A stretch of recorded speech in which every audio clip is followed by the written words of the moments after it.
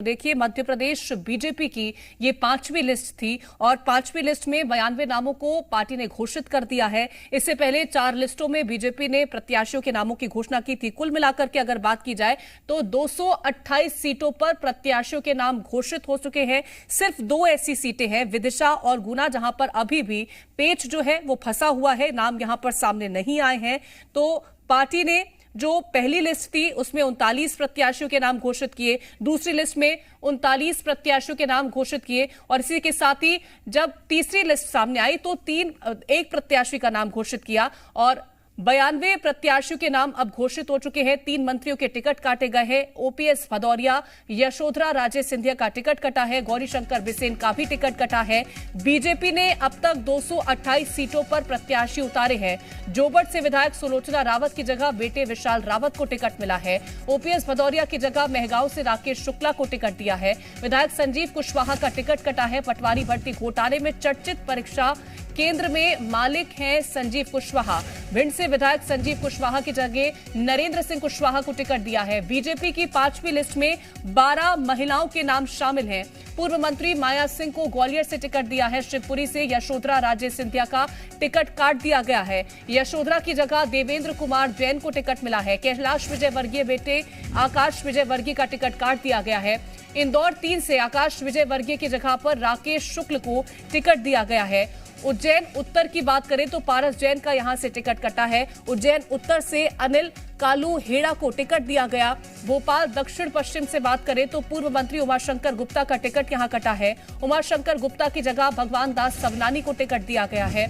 बड़वा से कांग्रेस छोड़कर आए सचिन बिरला को टिकट दिया गया। बालाघाट से बात करें तो मंत्री गौरीशंकर बिसेन की टिकट यहां पर काटी गई है। बेटी मौसम बिसेन को यहां पर टिकट दिया गया है, प्रत्याशी पार्टी ने बनाया है। दमोह से जयंत मलैया को टिकट दिया है। पंधाना से बात करें तो आदिवासी विधायक राम डांगोरे को यहां पर उनका टिकट काट दिया गया है। कांग्रेस से बीजेपी में आई छाया मोरे को पंधाना से टिकट दिया है। रैगांव से बात करें तो उपचुनाव हारने वाली प्रतिमा बागरी को दोबारा टिकट दिया है। ग्वालियर पूर्व से माया सिंह को टिकट मिला है। मंत्री महेंद्र सिंह सिसोदिया को बमोरी से टिकट दिया है। बीजेपी ने अपनी 5वीं लिस्ट जो है वो जारी कर दी है और इस लिस्ट में 92 प्रत्याशी के नाम सामने आ चुके हैं।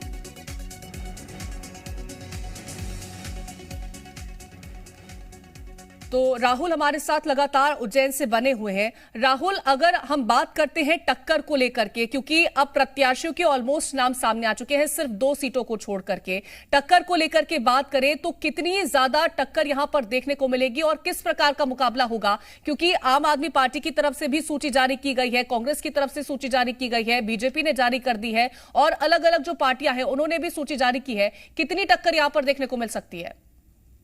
देखिए, टक्कर भी रहेगी और विरोध भी रहेगा, विरोध तगड़ा रहेगा। टक्कर की बात करें तो उज्जैन उत्तर विधानसभा में ब्राह्मण चेहरा माया त्रिवेदी को कांग्रेस ने उतारा है। माया त्रिवेदी वो चेहरा है जो निर्दलीय होकर 2018 में चुनाव लड़ चुकी है, बागी होकर कांग्रेस से। अब पार्टी ने उन्हें मौका दिया है तो विवेक यादव नाराज हो गए। विवेक यादव को 2013 में पार्टी ने टिकट दिया था कांग्रेस ने, लेकिन वो हार गए थे पारस जैन के आगे। अब चूंकि उनको वापस टिकट नहीं मिला है और माया त्रिवेदी को टिकट मिल गया है तो विवेक यादव आम आदमी पार्टी में चले गए। विवेक यादव 25 सालों से करीब राजनीति कर रहे हैं कांग्रेस में और कई बड़े पदों पर वो क्षेत्र में रहकर काम कर चुके हैं, सक्रिय नेता है और युवा चेहरा है। तो आम आदमी पार्टी में जाने से करीब 24 से 25 हजार का वो दावा करते हैं कि 24 से 25 हजार परिवार के लोग उनके संपर्क में हैं। तो देखिए, कांग्रेस की जो वोट है वो अब आम आदमी पार्टी की ओर खींचे हुए जा सकते हैं। तो यहाँ पर कांग्रेस को त्रिकोणीय मुकाबले में नुकसान भी देखना पड़ेगा। लेकिन जो भाजपा ने उम्मीदवार उतारा है अनिल जैन कालू हेड़ा, इनको तो कोई जानता नहीं है। अभी इनके पास प्रचार का समय भी कम बचा है।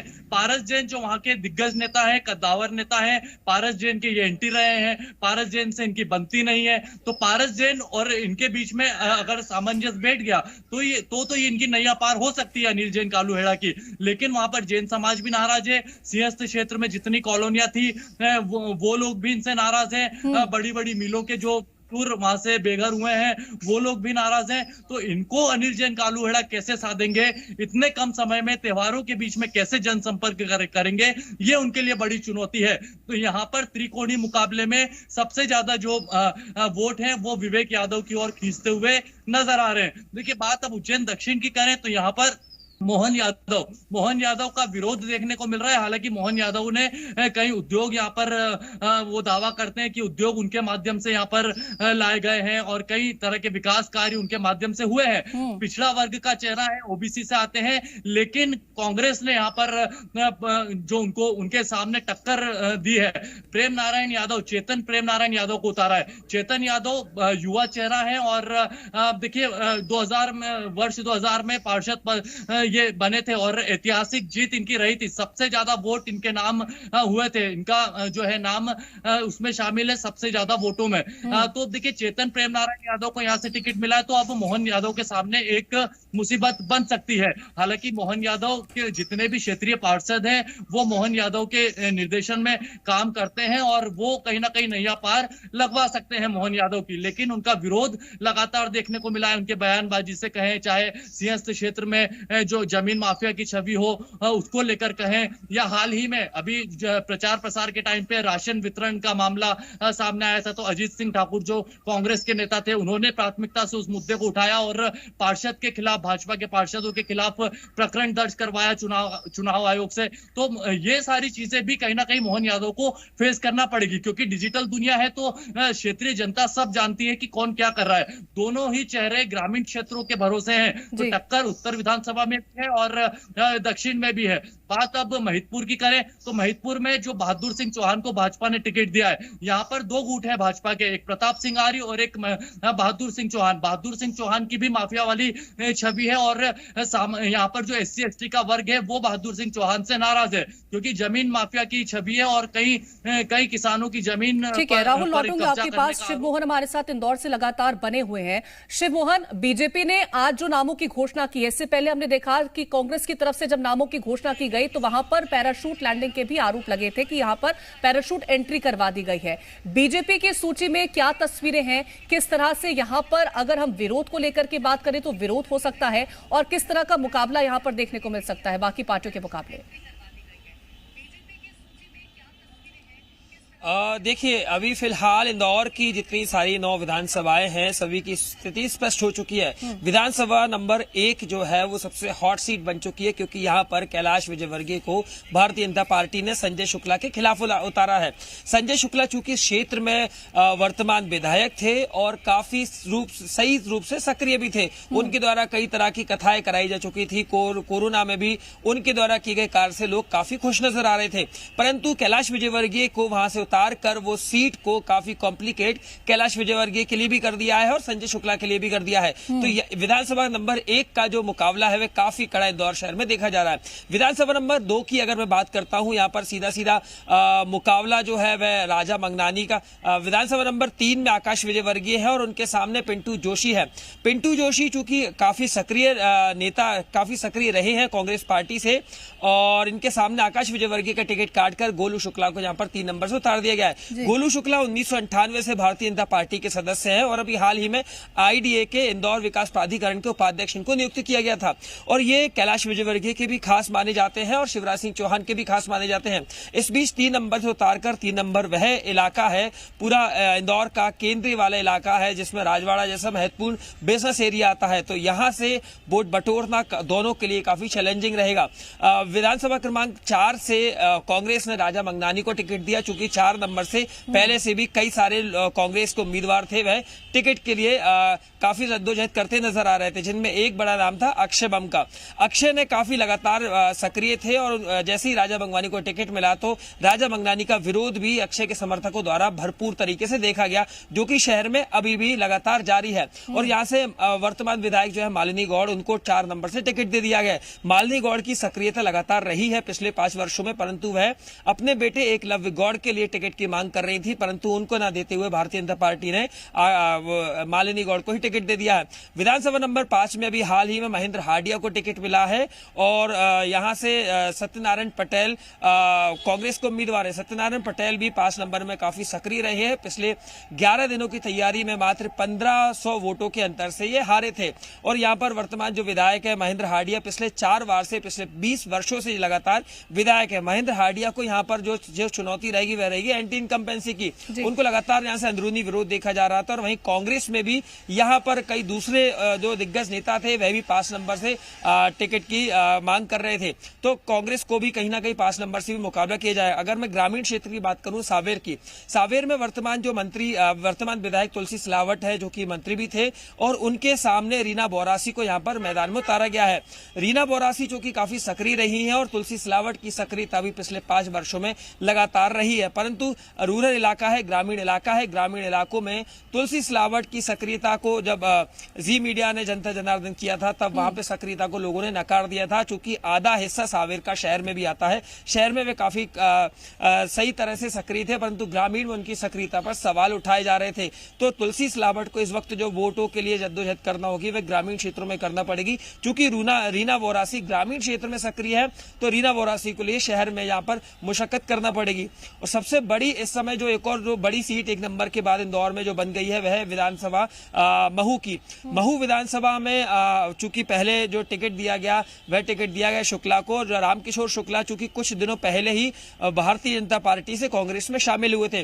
पिछले बार यहां से अंतर सिंह दरबार को कांग्रेस ने उतारा था और जैसे ही रामकिशोर शुक्ला का टिकट हुआ, अंतर सिंह दरबार ने कांग्रेस छोड़कर निर्दलीय लड़ने की ऐलान कर दिया और इस बीच उषा ठाकुर को यहां से टिकट दे दिया गया है। महू में लगातार मांग रही है कि वहां के महू के ही लोकल रेसिडेंट्स को टिकट दिया जाए। इसके लिए भारतीय जनता पार्टी ने एक पत्र जो है वह वीडी शर्मा को भी लिखा था कि इस बार भारतीय जनता पार्टी में से इंदौर से, महू से भी टिकट दिया जाए, परंतु उसके बाद भी अभी जो वर्तमान विधायक उषा ठाकुर को टिकट दिया गया है। उषा ठाकुर को हमेशा अलग अलग जगह से टिकट दिया गया है, परंतु पहली बार ऐसा हुआ है कि उनको लगातार एक ही जगह पर दूसरी बार रिपीट किया गया है। बिल्कुल, तो उषा ठाकुर को एक बार फिर से रिपीट किया गया है और कई उम्मीदों के साथ रिपीट किया गया होगा। और हमारे साथ अनिल नागल है राजगढ़ से जुड़े हुए।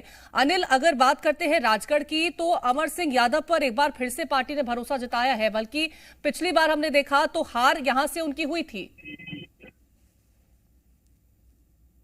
भाजपा ने जिले की 5 सीटों पर अपने प्रत्याशियों के नामों का ऐलान कर दिया है। राजगढ़ में अमर सिंह यादव पर एक बार फिर भाजपा ने विश्वास जताया है। 2018 में बापू सिंह तंवर ने अमर सिंह को हराया था। वहीं ब्यावरा की अगर बात की जाए तो एक बार फिर भाजपा ने नारायण सिंह पवार पर विश्वास जताया है। 2018 और 2020 उपचुनाव में नारायण सिंह पवार को हार का सामना करना पड़ा था, लेकिन भाजपा ने एक बार फिर से उन्हीं पर विश्वास जताया। लेकिन बड़ी बात यह है, सिटिंग एमएलए नरसिंहगढ़ से राजवर्धन सिंह का टिकट काट दिया गया है। राजवर्धन सिंह की जगह मोहन शर्मा पर विश्वास जताया है। देखिए, हिंदूवादी नेता की छवि है मोहन शर्मा की और मोहन शर्मा पर विश्वास पार्टी ने जताया। देखिए, लंबे समय से देखा जा रहा था कि सिटिंग एमएलए राजवर्धन सिंह का कहीं ना कहीं पार्टी में भी ठीक ठाक जो है जम नहीं पा रही थी।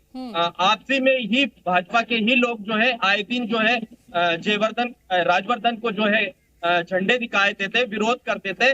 जहां तो लंबे समय से देख रहे थे राजवर्धन सिंह का विरोध जो है पार्टी के लोग ही कर रहे थे। तो वही अगर सारंगपुर की बात की जाए तो वहां से भी विधायक का टिकट को काटा गया और गौतम टेटवाल को वहां से मौका दिया गया। और बात अगर करें मुकाबले को लेकर के, क्योंकि बीते 18 की अगर हम बात करते हैं 2018 की, तो जो प्रत्याशी पार्टी ने उतारे थे, जिस तरह से आपने जिक्र किया, चाहे ब्यावरा की बात करें चाहे तो राजगढ़ की बात करें, ये दोनों प्रत्याशी कमजोर पड़ गए थे। लेकिन इस बार कितनी टक्कर दे सकते हैं? देखिए, आसान नहीं होगा भाजपा के लिए कीर्ति। देखिए, बापू सिंह तंवर का अपना एक जाति का बड़ा वोट बैंक है राजगढ़ में और यही कारण रहा। देखिए, कांग्रेस राजगढ़ से जो है बहुत लंबे समय से देखता है कि अपने प्रत्याशी को रिपीट नहीं करती, लेकिन इस बार राजगढ़ में कांग्रेस ने बापू सिंह तंवर को रिपीट किया क्योंकि एक बड़े मार्जिन से अमर सिंह यादव को उन्होंने हराया था। उसका एक बड़ा कारण रहा है क्योंकि बापू सिंह तंवर के जो समाज है, तंवर समाज का एक बड़ा वोट बैंक राजगढ़ विधानसभा क्षेत्र में है और यही कारण रहा था कि 2018 में अमर सिंह को एक बड़े मार्जिन से हार का सामना करना पड़ा था। और यही अब बात प्यावरा की जाए तो प्यावरा में पुरुषोत्तम दागी पर विश्वास जताया है पार्टी ने, कांग्रेस पार्टी ने, जो कि कहीं ना कहीं नारायण सिंह पवार पुरुषोत्तम दागी के सामने फीके पड़ते नजर आते हैं। देखिए पहले भी जो है पुरुषोत्तम दागी विधायक रह चुके और साफ छवि है पुरुषोत्तम दागी की, और दागी बड़ा वोट बैंक है ब्यावरा के अंदर। कांग्रेस पार्टी ने यहाँ पर भी जातिगत वोट बैंक को देखते हुए पुरुषोत्तम दागी को मैदान में उतारा है। तो भाजपा के लिए चाहे राजगढ़ की बात हो चाहे ब्यावरा की बात हो, आसान नहीं होगा यहाँ पर। बिल्कुल, मुकाबला यहाँ पर आसान नहीं रहने वाला है। लौटूंगी आपके पास शिव मोहन। आशीष का रुख कर लेती हूँ, बालाघाट से हमारे साथ जुड़े हैं। आशीष, यहाँ पर अगर हम बात करते हैं गौरीशंकर बिसेन की, वो लगातार इस कोशिश में थे कि कहीं ना कहीं उनकी जो बेटी है मौसम बिसेन को उनको टिकट मिले। पार्टी ने उसी तरह से यहाँ पर टिकट भी वितरित किया है, यहाँ पर मौसम बिसेन को टिकट दे दिया। जी मैं देखिए बता दूं आपको कि गौरीशंकर बिसेन जी जो है 7 बार के विधायक और 2 बार के सांसद रह चुके हैं, काफी बड़े पद में रह चुके, बड़ी भूमिका निभा चुके हैं। लगातार उन्होंने पहले से ही घोषणा कर दी थी कि मैं चुनाव नहीं लड़ूंगा, मेरी इच्छा है कि मेरी जगह मेरी पुत्री चुनाव लड़े, और हुआ भी वही। 5वीं जब लिस्ट आई तो उसमें मौसम हरीन खेड़े का नाम दिया। जब हमने उनसे चर्चा करने की चाही तो काफी पिता और पुत्री भावुक नजर आए। हमारे साथ इस वक्त जो है मौसम हरीन खेड़े हैं। मौसम हरीन खेड़े जी, आपको तो दी मीडिया की तरफ से बहुत बहुत धन्यवाद। किस तरीके के मुद्दे रहेंगे इस बार चुनाव में? जनता का विश्वास जितना, जिस विकास के रफ्तार के साथ भारतीय जनता पार्टी की सरकार काम कर रही है, यहाँ पर आदरणीय गौरीशंकर जी बिसेन नाम हुए हैं। विकास एवं जनकल्याण मुख्य हमारा एजेंडा है, जिसके तहत हम जनता के बीच में जाएंगे और 5वीं बार प्रदेश में सरकार बनाने के लिए बालाघाट विधानसभा में कमल खिलाएंगे।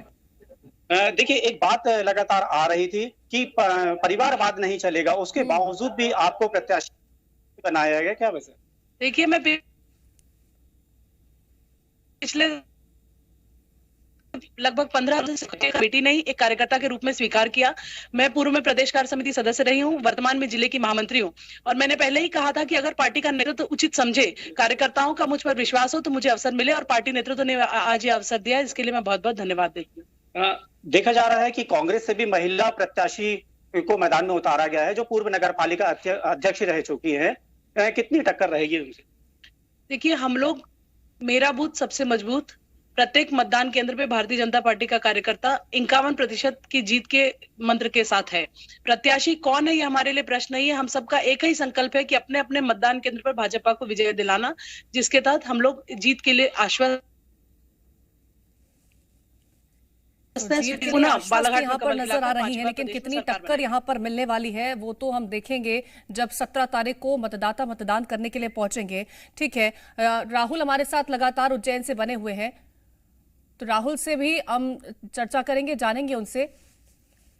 जो पूछना चाह रहे हैं उसके लिए बहुत विस्तार से तो नहीं, लेकिन काम जिम्मेदारी अगर मिलती है तो विकास की दृष्टि से बहुत सारे काम हैं, और हर एजुकेशन के क्षेत्र में भी है, उद्योग के क्षेत्र में भी है, अपने क्षेत्र मतलब यहाँ का जो विकास है जिसमें सड़कें भी आती हैं, बिजली भी आती है, पानी भी आती है, सब तरह की दृष्टि सुविधाओं की दृष्टि से भी है।